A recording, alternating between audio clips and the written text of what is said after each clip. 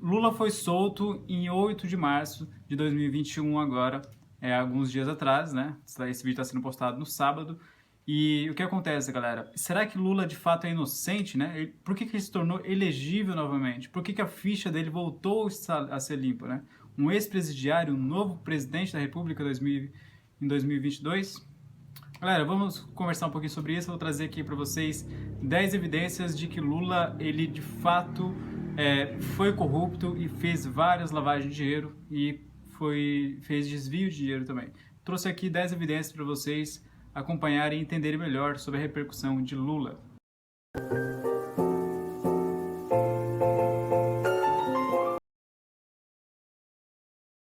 Então, esse triplex, né? Será que foi de Lula, não foi de Lula? Que na audiência ele fala que não sentiu interesse em pagar, outras pessoas falam que comprou de fato. E aí, comprou ou não comprou?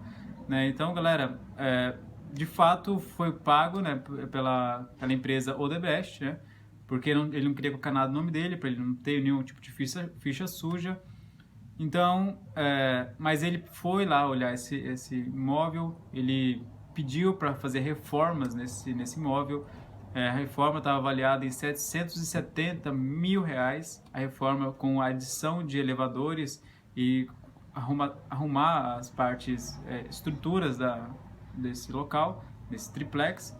Então, de fato, esse triplex estava reservado durante esse período em que Lula estava interessado em comprar. O dono desse triplex alegou que no seu depoimento que Lula ele pediu para reservar esse apartamento, que iria se tornar um triplex, para ele, entendeu? Ou seja, esse apartamento e todos os outros que estavam sendo vendido, o triplex ele estava reservado aí para Lula, né?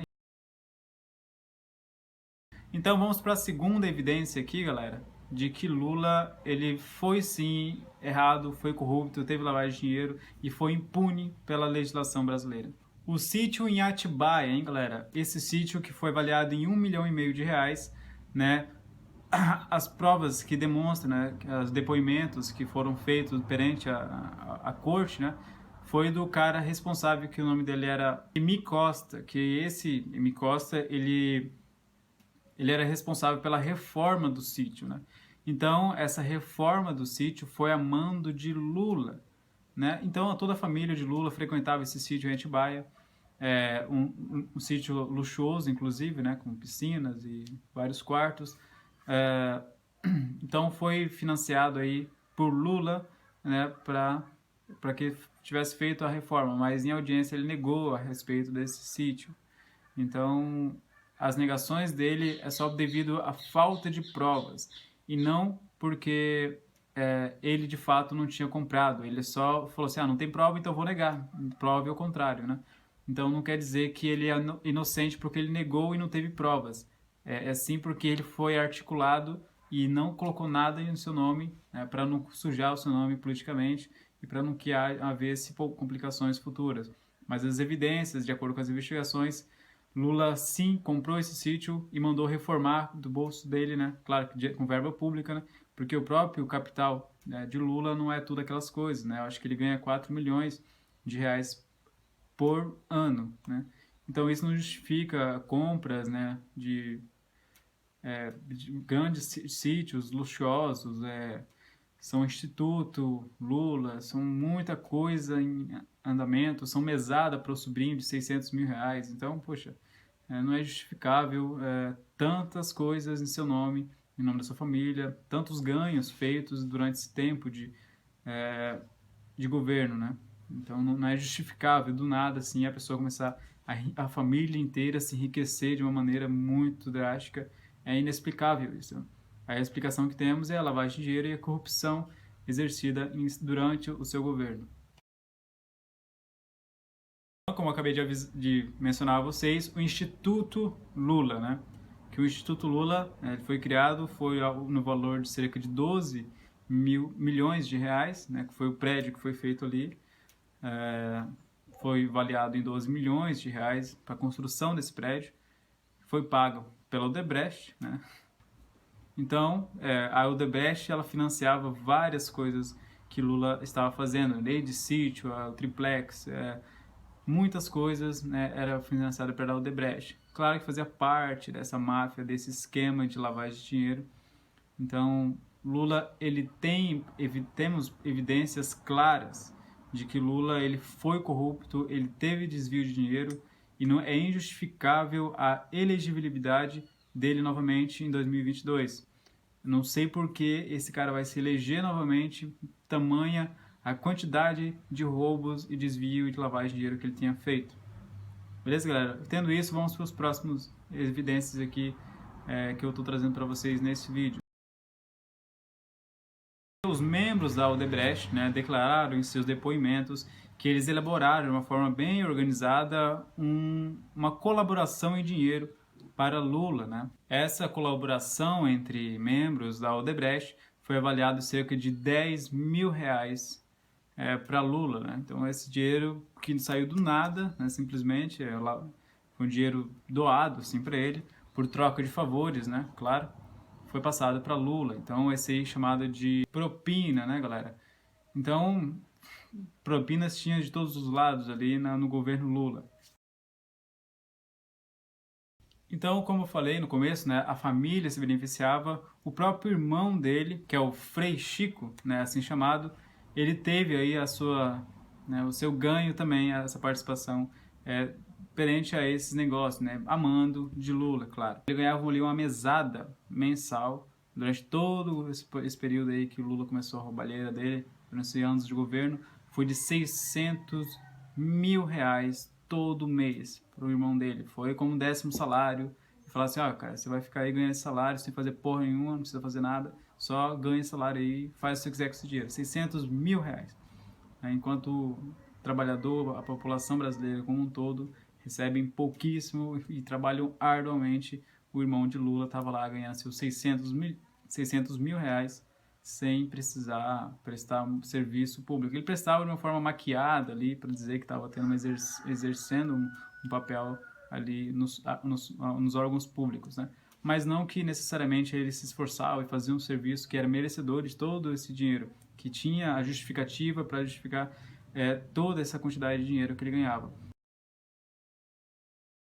E não somente para o irmão de Lula, mas o próprio sobrinho de Lula também foi beneficiado para abrir sua própria empresa, para fazer seu negócio crescer, que o próprio sobrinho de Lula, que foi pago aí pela Odebrecht, né, foi cerca de 20 milhões de reais para o sobrinho de Lula, filho do irmão dele.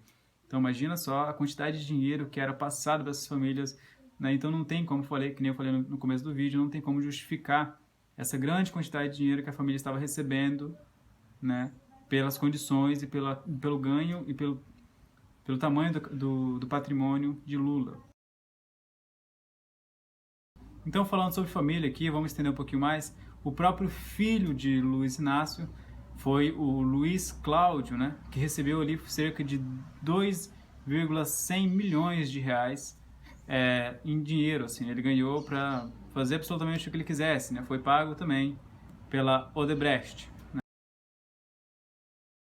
O próprio Marcelo da Odebrecht foi um dos caras sócios da Odebrecht, disse em depoimento que ele direcionou 13 milhões de reais diretamente a Lula, né? Agora não sabemos se esse dinheiro foi direcionado diretamente em dinheiro ou foi creditado em alguma conta de laranjas ou da própria conta de Lula, né? Mas evidências documentadas de que houve sim depoimentos, confissões perante essas acusações, né, sobre Lula, foi sim constatado que Lula, ele de fato, ele desviou, ele fez lavagem de dinheiro, foi corrupto e não merecia a elegibilidade novamente.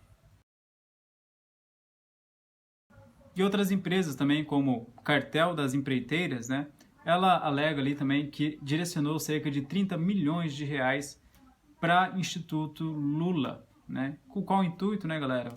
Temos que saber que existe também associação entre esses caras, né? A área política, que é o presidente, com as empreiteiras, né? Igual a Odebrecht. Então tem essa parceria aí em que fazem essa lavagem de dinheiro. E é isso, galera. Essa é uma das outras evidências também que demonstram que Lula fez lavagem de dinheiro e ele deveria ser punido e não solto em dia 8 agora de março de 2021. E última prova, galera, que nem tem mais evidências, né? Mas como eu só separei somente 10 aqui para vocês, se vocês quiserem mais, eu trago mais aqui para vocês. O apartamento dele em São Bernardo dos Campos, né? Outro apartamento que foi avaliado em cerca de R$500 mil, né?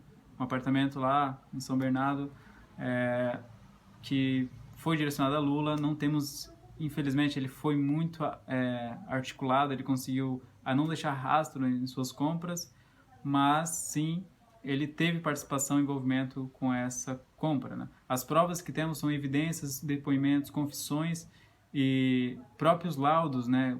Extratos bancários e das partes, seja dos membros de Lula, né? Dos familiares e das próprias empresas que patrocinaram esses imóveis em nome de Lula. E esse apartamento em São Bernardo dos Campos também foi pago por Odebrecht. E galera, por esse vídeo é só, espero que vocês tenham gostado dessas evidências que eu trouxe para vocês aqui agora. Lembrando, galera, que esse vídeo aqui é para trazer somente a verdade a todos vocês e explicar a vocês que não devemos, galera, colocar nossos votos, né, em pessoas que teve envolvimento com corrupção ou lavagem de dinheiro. Nosso país precisa agora de um bom governo, né? As eleições estão chegando no próximo ano e não podemos considerar a eleição de Lula uma coisa positiva para a nossa economia. Beleza, galera? Não estou aqui tentando denigrir de uma forma negativa e mentirosa a respeito de Lula, e sim trazendo evidências sobre o que aconteceu de fato com esse processo dele. Galera, um forte abraço a todos e até o nosso próximo vídeo. Lembrando que amanhã eu vou trazer aqui, vou falar também novamente sobre Lula, mas explicar a consequência que será se Lula voltar ao poder para os economistas internacionais e nacionais. Beleza, galera? Um forte abraço a todos e até o nosso próximo vídeo.